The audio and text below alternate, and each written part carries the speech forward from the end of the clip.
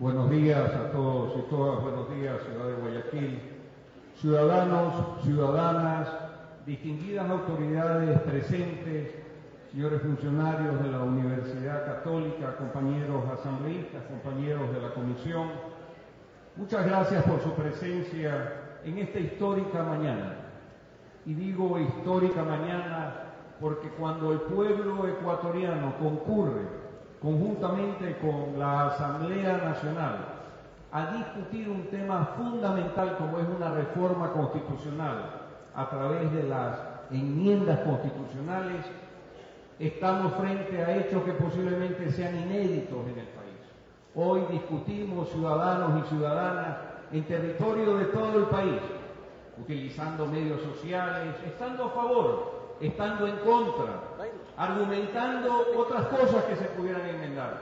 Pero lo más importante y lo fundamental que ustedes podrán notar, luego de mi breve exposición sobre los 16 puntos de enmienda, es que cada uno de los mismos lo que busca es mejorar los derechos de ciudadanos y ciudadanas que están consagrados en la Constitución. Es por eso que desde la Asamblea Nacional propiciamos este conversatorio que está previsto en la Constitución, que tiene la legitimidad de la Carta Magna y del dictamen de la Corte Constitucional, pero que además, más allá de las posiciones personales, exige de ecuatorianos y ecuatorianas un debate de altura, un debate de ideas, un debate donde se respete el criterio de quien no esté de acuerdo con una u otra enmienda, pero también se respete la posición de aquel que la quiere impulsar. Es fundamental para el país. Ese Ecuador que todos queremos es el Ecuador del debate, de la inclusión, de la participación ciudadana. Es por eso que quiero comenzar agradeciendo a todos ustedes, ciudadanos y ciudadanas de mi ciudad, representantes de todas las tendencias y organizaciones aquí en Guayaquil, por acompañarnos esta mañana en este conversatorio que se llevará a cabo con las intervenciones que han sido solicitadas en el tiempo previsto para cada una de ellas, para lo cual manejaremos el desarrollo de la sesión con la ayuda del señor secretario de la Comisión, señor Jorge Merizalde. A continuación me voy a permitir brevemente explicar de qué se trata cada una de las enmiendas para que podamos entender los análisis que se harán a favor y en contra de los distintos contenidos. Este espacio es para discutir a favor o en contra. Este es un espacio para construir una constitución política cada vez más sólida en función de los derechos ciudadanos. Y entonces comienzo indicando qué es una enmienda constitucional. La Constitución de la República prevé el trámite de reforma constitucional y prevé dos mecanismos.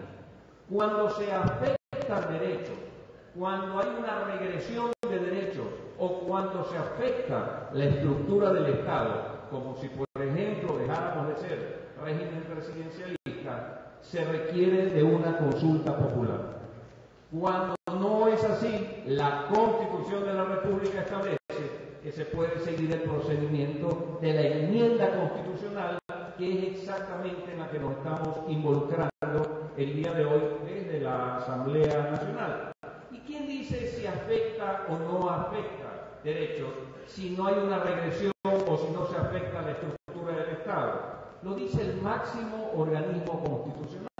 Por lo tanto, la Constitución y la ley, que es lo que los ecuatorianos y ecuatorianas tenemos que respetar y hacer respetar, prevé que la Corte tiene que dar un dictamen que además es obligatorio y de cumplimiento absoluto por parte de quienes motiven algún tipo de solicitud. Se hizo la solicitud, la Corte de 17 temas que fueron consultados indicó que 16 podían ser tratados a través de la enmienda constitucional por la Asamblea Nacional. Se conformó la Comisión Ocasional de Enmiendas en el Pleno de la Asamblea Nacional. Presentamos en el mes de diciembre del año pasado, conforme a lo que dice la Constitución y la ley, el informe para primer debate, y hoy aquí en Guayaquil estamos en el proceso de discusión, de conversación conversación a nivel nacional del tema de las distintas enmiendas propuestas para poder presentar en diciembre de este año, conforme lo manda la Constitución y la ley, presentar el informe correspondiente al Pleno de la Asamblea Nacional para segundo debate.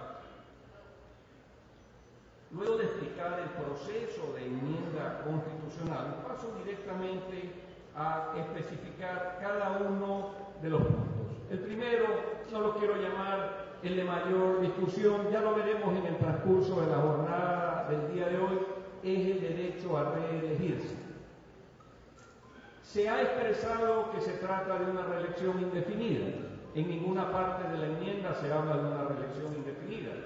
Lo que se sostiene es que la posibilidad de volverse a elegir en estas circunstancias particulares, cuando una persona, un mandatario, llámese alcalde, llámese asambleísta, llámese presidente de la República, ha estado más de 2 periodos consecutivos, esa posibilidad la da el pueblo ecuatoriano, no la reforma constitucional.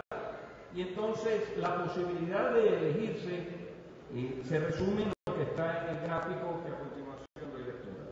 La solicitud de enmienda propone que todas las autoridades que son elegidas por el voto popular podrán postular su candidatura sin restricción alguna. Esa es la posibilidad. Hoy los ecuatorianos y ecuatorianas no tienen esa posibilidad. De prosperar esta iniciativa, habrá una oportunidad más que puedan tener los ecuatorianos o una opción más para elegir a sus representantes, elegir a sus mandatarios sin una restricción que hoy les da la Constitución. Por eso es que hablamos de que la enmienda permite dar mayores derechos a los ciudadanos. Segundo, consulta popular.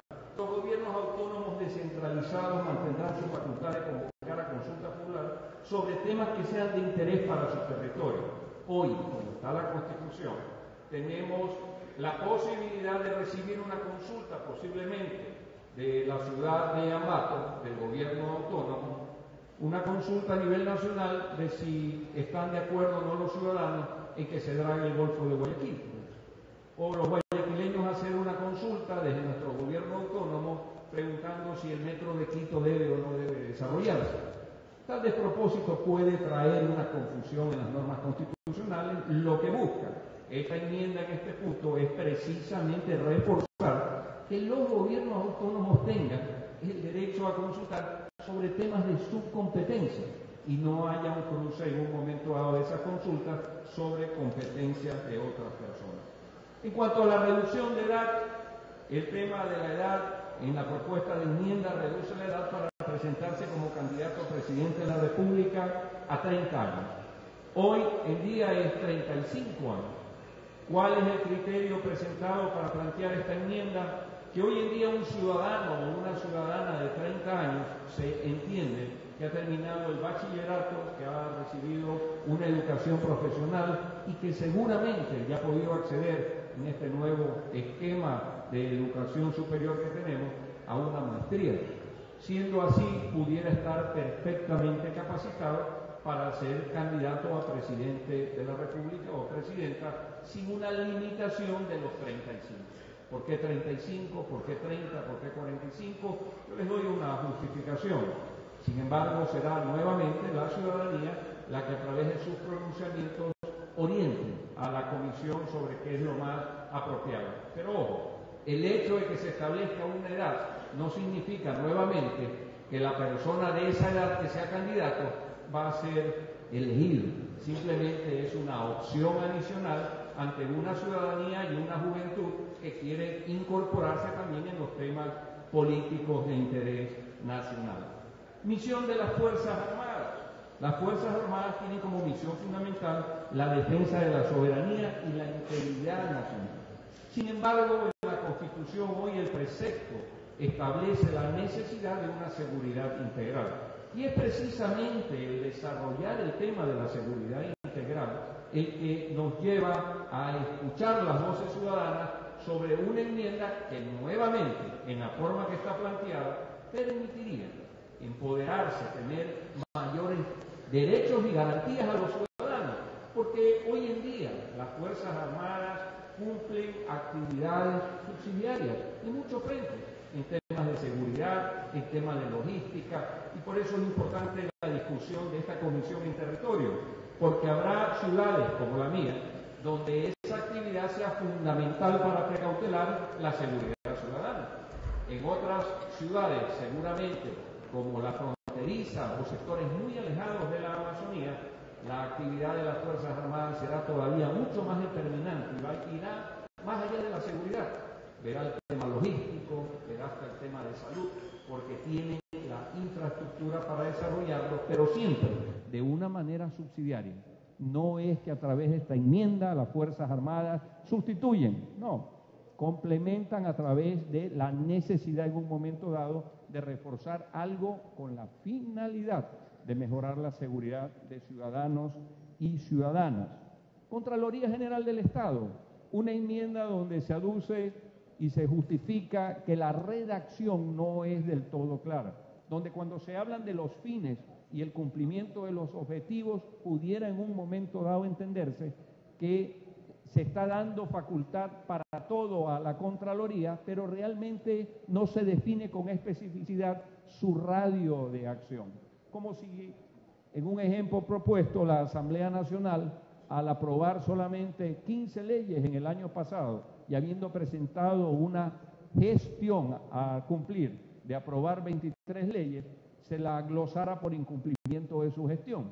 ¿Es eso razonable? ¿No es razonable? Es un tema a discutir dentro del tratamiento de las enmiendas, pero ni de lejos pensar que a través de la enmienda lo que se le quiere es quitar facultades de gestión, finalmente de supervisión necesaria a la Contraloría General del Estado. Defensoría del Pueblo, otra enmienda que busca mejorar los derechos y las garantías de los ciudadanos y ciudadanas a través de la Constitución. ¿Por qué? Porque hoy en día la Defensoría del Pueblo, de acuerdo a la Constitución, tiene que tener presencia en cada provincia, en las cabeceras provinciales. Ese viejo país de las cabeceras provinciales y el descuido de la mayoría de los territorios. Lo que se propone es que la presencia de la Defensoría del Pueblo esté integrada territorialmente, tal como está integrado el Consejo de la Judicatura en cuanto a su penetración en territorio. Es decir, que esté en cantones, que esté en parroquias, de tal forma que la posibilidad de la acción de la Defensoría del Pueblo pueda estar siempre al alcance de ciudadanos y ciudadanas. Obreras y obreros del sector público.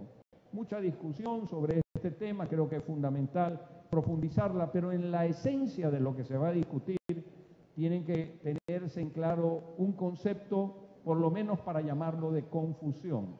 Hoy en día tenemos servidores públicos que están sujetos a la Ley Orgánica de Servicio Público y tenemos obreros del sector público que están sujetos al Código del Trabajo.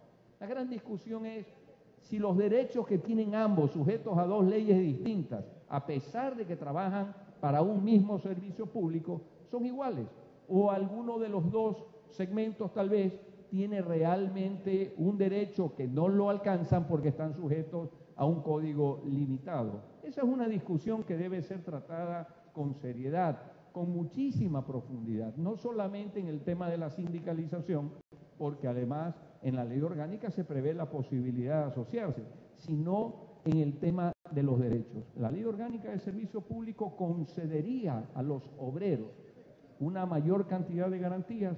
Discutámoslo, debatámoslo. Para eso es la reunión con la ciudadanía aquí y en todos los sitios donde estaremos como Asamblea Nacional. Gobiernos autónomos descentralizados. El 80% de los gobiernos autónomos descentralizados no pueden ejercer las competencias para realizar infraestructura en salud y educación. La preocupación de fondo en esta enmienda no es quitarle competencias a los gobiernos autónomos, es reforzar el que se pueda dotar de infraestructura suficiente a un país que lo sigue demandando en materia de salud y educación, y para eso la labor conjunta con el gobierno nacional como se establece en la propuesta. Para que tengan una idea, efectivamente el 80% de los municipios del país, porque aquí estamos hablando y este es un encuentro además con repercusión nacional, el 80% de los municipios del país no tienen capacidad para hacer infraestructura de salud y en educación. Si no hay una enmienda, es probable que esa salud y esa educación que tiene que llevar a la gente de acuerdo a la Constitución y que ya empieza a llegar en calidad, en cantidad, se vea restringida por una norma constitucional tal vez limitada. Es por eso, insisto, todas las enmiendas tienen un propósito, el profundizar el acceso de ciudadanos y ciudadanas a sus derechos. Pero además, dicen representantes de los gobiernos autónomos descentralizados que han concurrido a la comisión, sobre todo para el informe del primer debate, que si tuvieran los fondos para hacer alguna infraestructura, priorizaran primero lo que es alcantarillado y agua potable, para que se den cuenta de qué estamos hablando. Una enmienda que propicie y permita creación de infraestructura en salud y en educación. En seguridad social amplía el derecho, porque si hay un error, ahí sí, porque este tratamiento no es para corregir errores, es para mejorar derechos. Pero cuando se habla de provisional y no de previsional, que es prever hacia el futuro, es un tema que en seguridad social, en esta redacción, se debe aprovechar la enmienda para rectificarla. La comunicación como un servicio público. La enmienda no modifica el artículo 384 que ya está en la Constitución, sino que añade en su inicio que la comunicación como un servicio público se proporcionará a través de ¿qué? No de medios públicos. A veces hay la confusión de pensar que la enmienda busca que la comunicación solamente sea manejada por medios públicos. No, la enmienda lo que establece es que esta comunicación es un servicio público al que tenemos derecho a acceder con calidad, con contenidos además confirmados ecuatorianos y ecuatorianas. No hay peor cosa que un pueblo desinformado. La comunicación como un servicio público se proporcionará a través de los medios, que ya los establece la ley, que ya los establece la Constitución y que por primera vez empiezan a ser repartidos equitativamente. Medios públicos, medios privados y medios comunitarios. Regiones autónomas. Los procesos de integración regional se fijaron 8 años en la Constitución de Montecristi para poder tener regiones, unir provincias con la finalidad de poderlas desarrollar desde sus potencialidades. Lastimosamente hay temas que todavía no se han podido superar, que están en proceso. Por ejemplo, los temas relacionados con límites. Hasta que esos temas no puedan ser superados, el establecer esos 8 años de plazo para hacer la región, tal como está en la Constitución, donde ya han transcurrido 6 años en función de eso, se vuelve un tiempo imposible de cumplir. Por lo tanto, la reforma propone eliminar ese tiempo y seguir trabajando en el apoyo de la regionalización. Concluyo, ciudadanos y ciudadanas, esta breve presentación, esta síntesis además, porque consideramos fundamental comenzar el trabajo de la comisión haciéndole conocer dónde está la materia de discusión, convocándolos a que este conversatorio permita propiciar y escuchar iniciativas en todos los sentidos. Hago énfasis en esto, porque jamás tendremos una comisión que esté tratando esta temática desde la Asamblea Nacional buscando una sola voz. Queremos las voces de ciudadanos a favor y en contra, pero voces con criterios constitucionales, con criterios legales, con criterios sociales de participación ciudadana. Permítanos a través de sus intervenciones recoger temas que tengan un contenido lo suficientemente trascendental para traspasarlo a este proyecto de enmiendas que es fundamental en torno al segundo debate. Muchas gracias, Guayaquil, muchas gracias, Universidad Católica, a todos ustedes.